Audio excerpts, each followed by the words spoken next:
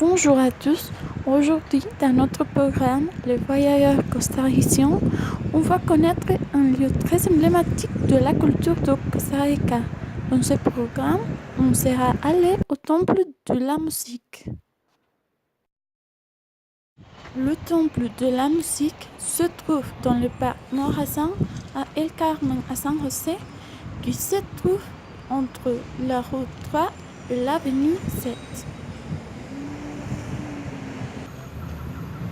Il a été construit en 1900 par l'architecte et peintre José Francisco Salazar, qui a aussi dessiné le Club Union, l'ancienne école de droit de la UCR et l'ancienne pharmacie.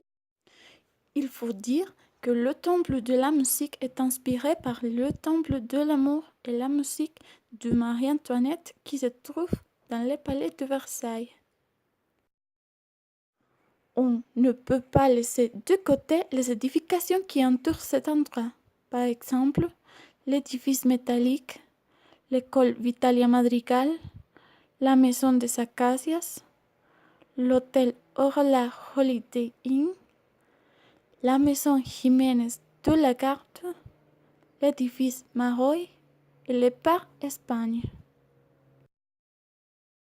L'ambiance urbaine fait une connexion entre le parc Morazán et le parc national à travers la promenade de dames ou en espagnol, le paseo de las damas.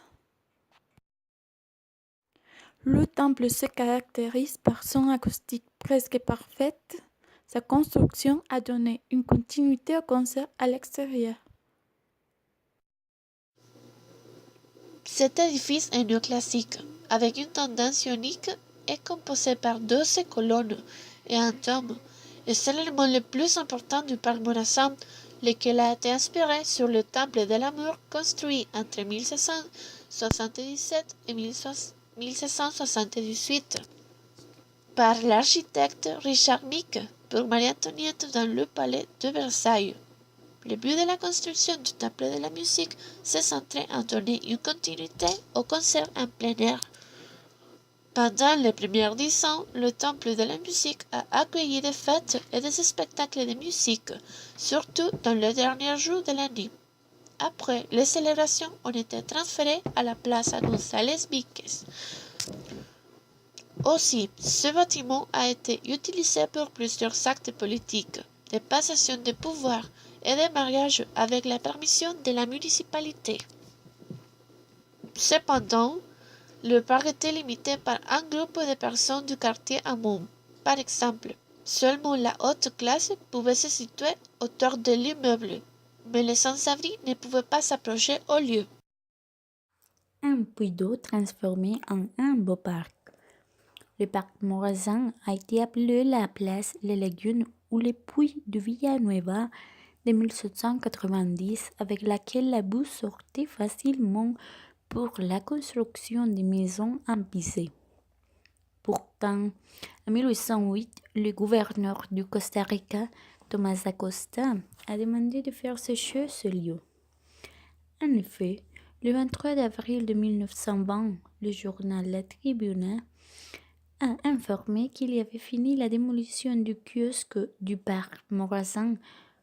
Les gens ne savaient pas quel serait le nouveau projet ou si le parc restera en blanc. Mais c'était aussi Francisco qui a été chargé de ne pas laisser vide ce parc.